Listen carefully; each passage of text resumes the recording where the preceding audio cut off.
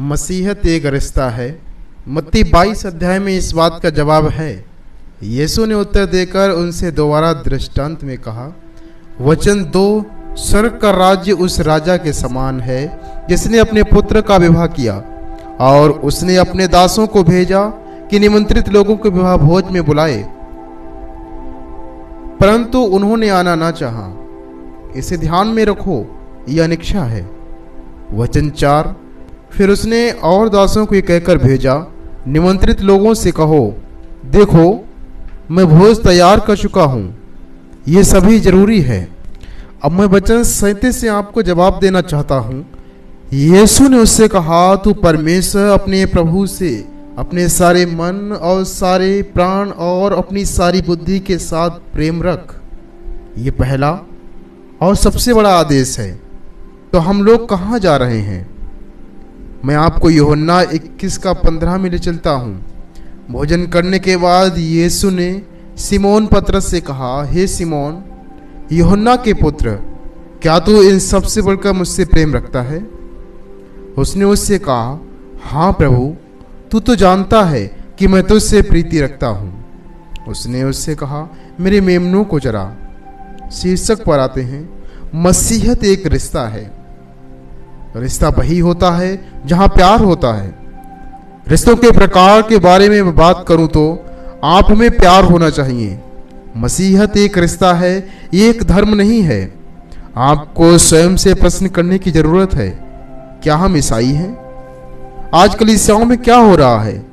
ये चर्च, वो चर्च, वे एक दूसरे की तुलना कर रहे हैं, तकलीफ दे रहे हैं, अपने आप को बांट रहे हैं, अंदरी या बाहरी तरह तरह की बातों से।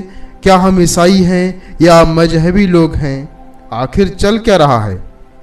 हम धार्मिक नहीं हैं। अगर हम मजहबी होते तो हर तरफ बंटवारा होता, क्योंकि मजहबी लोगों का सिर्फ एक ही सिद्धांत है और वो है अलगाव। हम अपनी समझ में नहीं चलते, वे अपनी समझ पर चलते हैं। लेकिन आज चारों तरफ संसार में क्या हो रहा है? क्या आप मुझे बता सकते हो कि क्या हो रहा है? और हम संसार में क्या देखते हैं? ये इसके विरुद्ध, वह उसके विरुद्ध। ये एक मसीहत नहीं है। यीशु परमेश्वर और मनुष्य के मध्यस्थ रिश्तों को मजबूत करने के लिए मध्यस्थ बना। उस सहचर्य का ध्यान रखना जहां रिश्ता और सहचर्य है।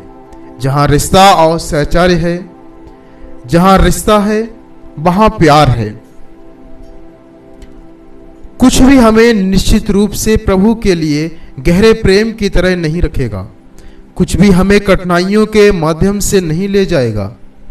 जब हमारी जेब में रुपया नहीं हो, जब बीमारी हो, कठिनाई हो, कुछ भी हमें कठिनाइयों के माध्यम से नहीं ले जाएगा। जैसा कि एक वरिष्ठ मसीह उपासक होता है, मिनिस्ट्री कभी भी लोगों से रिश्ता रखने पर शुरू नहीं होती है।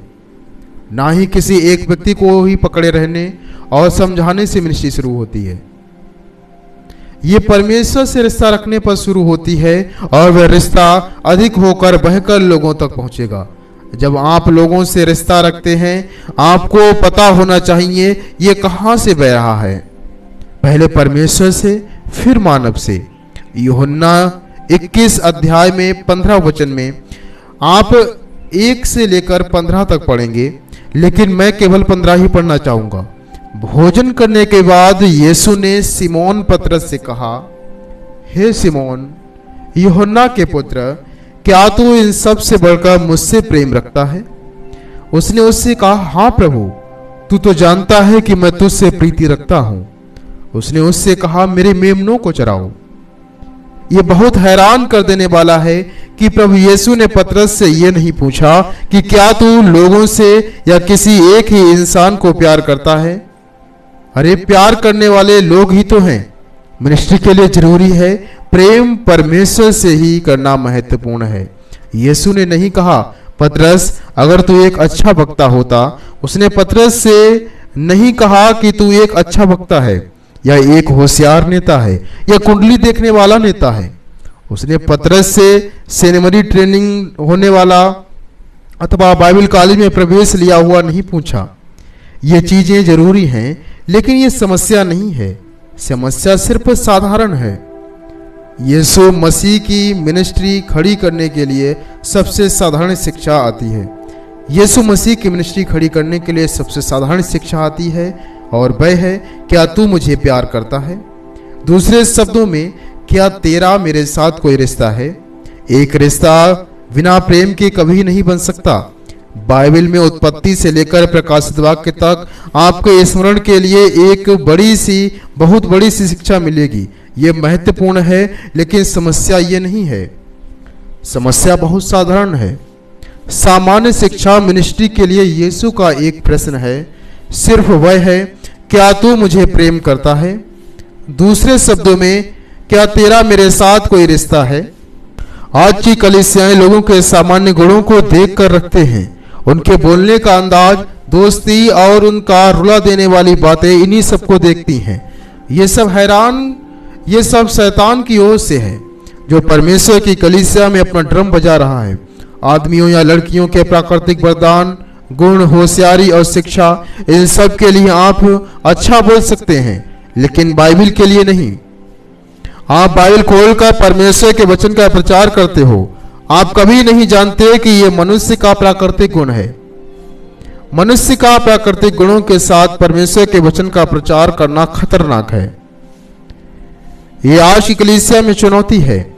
किसी एक को ही समझाते रहना या मानव बुद्धि का प्रयोग करना परमेश्वर के राज्य को घटाना होता है। शिक्षा, गुण, होशियारी परमेश्वर की इच्छा के आगे आज्ञाकारी होना चाहिए। परमेश्वर की आशीष पाने से पहले आज की कलीसिया में चुनौतियां हैं। मनुष्य के प्राकृतिक गुणों का उपयोग, होशियारी, गुण और शिक्षा, ये धर्मनिरपेक्ष ज्ञान है और हमारा शरीर प्रयोगशाला है, जबकि परमेश्वर के दैवीय वरदानों में हमारा हृदय प्रयोगशाला है। अपना समय पहला कुरिन्थियों 12 का वचन 7 में देखें, जिसमें लिखा है कि किंतु सबको लाभ पहुंचाने के लिए हर एक को आत्मा का प्रकाश दिया जाता है, क्योंकि एक को आत्मा के द्वारा बुद्धि की बातें दी जाती हैं और दूसरे को उसी आत्मा के अनुसार ज्ञान की बातें। मैं यहाँ पर क्या कहने की कोशिश कर रहा हूँ कि एक दूसरे से बातें करने के लिए विश्वासियों को आत्मा द्वारा दैवीय वरदानों को दिया जाता है। ये मनुष्य के वरदानों से अलग होते हैं। मैं आपको एक अच्छा उदाहरण देता हूँ। अगर मैं मनुष्यों के प्राकृतिक वरदानों के द्वारा बातें करूं, तो ये मेरा मनुष्य स्वभाव है जिसे मैं करता हूं। मैं शिक्षा दे सकता हूं, लेकिन मेरा मनुष्य वाला स्वभाव एक सीमा तक ही ले जा सकता है, जो कि उस शक्ति से अलग है जो स्वर्ग से आती है, जो कि उसमें अलग है। जब मैं पवित्र आत्मा के निमंत्रण में आता हूं, अपनी बाइबल को उठाओ, यूहन्ना 14:26, परंतु सहायक अर्थात पवित्र आत्मा, जिसे पिता मेरे नाम से भेजेगा, वह तुम्हें सब बातें सिखाएगा और जो कुछ मैंने तुमसे कहा है वह सब तुम्हें स्मरण कराएगा। इस किस्से में अब एक व्यक्ति किसी को स्वाभाविक वरदानों द्वारा शिक्षा देने की क्षमता रखता है। यह पवित्र आत्मा उसकी इच्छा के अनुसार शिक्षा देता है। पवित्र आत्मा शिक्षा देता, प्रार्थना सिखाता, गवाही और परख सबकी इच्छा के अनुसार करता है, लेकिन मनुष्य अपने गुणों से, क्षमता से शिक्षा देता है। मनुष्यों को उपवास रखने की क्षमता है, मनुष्य को प्रार्थना करने की क्षमता है, मनुष्यों के पास परख करने की, इससे होकर जाने की क्षमता है। हाँ, मैं यहाँ आपको परमेश्वर के वचन का प्रचार करने को हाजिर हूँ। हाँ, यीशु शब्द है। मैं आपको बताना चाहता हूँ, आपको यीशु को स्वीकार करने की जरूरत है। और लोग कार्य करने लगते जिसे यीशु ने नहीं भेजा, वह सब कार्य बिना शक्ति के करते हैं। वह स्वर्ग से बिना किसी सहायता से ये कार्य करता है। उसको अपनी ही मर्जी, परमेश्वर की मर्जी लगने लगती है। जब आप कुछ ऐसा करने लगते हो, इससे प्रेम करने लगते हो और कहते हो ठीक है, ये आपके लिए है।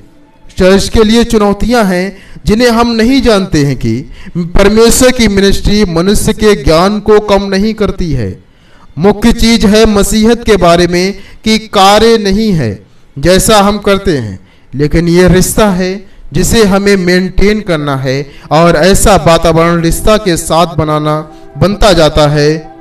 हाँ, आपके पास गुण हैं अथवा आप एक पास्टर बनना चाहते हो, आपको परमेश्वर के लिए काम करना होगा। बाइबल स्कूल में जाना काफी नहीं। जब आप बाइबल की पढ़ाई करते हो, आप इसे पढ़ते हो, लेकिन रिश्ता नहीं बना सकते। हम किसके बारे में बात कर रहे हैं? आपको रिश्ता बनाने की जरूरत है। दूसरों को रिश्तों का ज्ञान देने से पहले खुद ही उससे रिश्ता बनाओ। हम परमेश्वर के लिए क्या कर रहे हैं? क्या एक ही आत्मा बचाते रहोगे और आत्माएं नहीं बचानी है क्या? क्या एक को ही लेकर चलना है? अपने पड़ोसी से कहो, हमने परमेश्वर के लिए क्या किया। केवल रिश्ता का परावर्तन ही हम परमेश्वर के साथ रखते हैं। अगर हम चाहते हैं कि बड़ी चीजों के योग्य बन जाएं, हमें दूसरों को सिखाने से पहले खुद उससे एक बड़ा रिश्ता रखना होगा। अपने पड़ोसियों से कहो, अगर तू बड़ी चीजें करने के लायक बनना चाहते हैं तो तुझे एक बड़ा रिश्ता रखने की जरूरत है। जैसे दानियल का जो शेरों की मान में था, दानियल का परमेश्वर के साथ एक गहरा रिश्ता था जिसने उसको बचाया। अगर आप चाहते हो कि आपकी एक ताकतवर मिनिस्ट्री हो तो आपका रिश्ता जो परमेश्वर से है तय करेगा। एक दूसरे के दोष ना दो, तुम रिश्ता बनाओ। एक दूसरे को दोष ना दो कि तुम रिश्ता बनाओ नहीं, तुम्हें खुद बनाना होगा जो भी मिनिस्ट्री का हिस्सा बनना चाहता है। यूहन्ना 21 में पतरस से कहा, मिनिस्ट्री लोगों से प्रेम करके नहीं खड़ी होगी, यह परमेश्वर से प्रेम रखने के साथ खड़ी होगी। जैसे एक बाल्टी जो खाली है, पहले वो भरेगी, बाद में उफनाकर पानी बाहर गिरेगा, वो ही लोगों के लिए अपने आप में प्यार होगा। लेकिन पहले बाल्टी खुद भरनी है। तुम एक बाल्टी से उत्तम हो।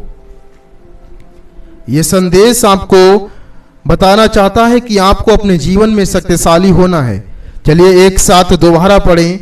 जब यीशु ने यहाँ ये कहा, ये बहुत ही स्पष्ट है और मैं इसे सुनना पसंद करता हूँ। जो भी ये कहता है, भोजन करने के बाद जहाँ आप हो मैं भी वहाँ हूँ।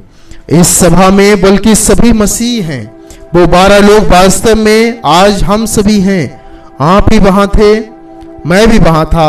अपने पड़ोसियों को बताओ, मैं भी था, तुम भी वहीं थे। इसलिए इस किस्से में आप अपना नाम डालो। जब हम वहाँ बैठे भोजन कर रहे थे, यीशु के साथ खा पी रहे हैं और हम सभी वहीं हैं। भोजन करने के बाद यीशु ने सिमोन पतरस से कहा, हम में से एक सिमोन पतरस है। हे सिमोन, यूहन्ना के पुत्र, क्या तू इनसे बढ़कर मुझसे प्रेम रखता है? उसने उससे कहा, हाँ प्रभु, तू तो जानता है कि मैं तुझसे प्रीति रखता हूँ। उसने उससे कहा, मेरे मेमनों को चरा। आप कभी मत भूलना कि मिनिस्ट्री किसी एक व्यक्ति से या लोगों से प्रेम करके शुरू नहीं होती। ये परमेश्वर से सिर्फ उसी से प्रेम करने से शुरू होती है और फिर ओवरफ्लो होकर प्रेम लोगों तक पहुंचेगा। अगर आप कहते हो कि आप मुझसे प्यार करते हो तो आपको पहले परमेश्वर से प्रेम करना होगा। और अगर आप परमेश्वर से प्रेम नहीं करते और आप कहते हो कि आप मुझसे प्रेम करते हो तो ये प्रेम कहां से बहकर आ रहा है? मसीहत में मुख्य चीज कार्यों को करना नहीं है, लेकिन रिश्ता बनाना है, उसको मेंटेन रखना है और फिर प्रेम का वातावरण चारों तरफ पैदा हो जाएगा। आपको परमेश्वर से गहरा प्रेम करवाने के लिए कोई भी चीज काम नहीं आएगी। जब सब कुछ असमंजस में प्रतीत हो और हर जगह परेशानी ही परेशानी दिखाई दे, तो भी आपको प्रेम मसीह के साथ लगातार बना रहे। कौन मसीह के प्रेम से अलग कर सकता है? क्या कोई उत्तर दे सकता है? क्या बीमारी मुझे अलग करेगी?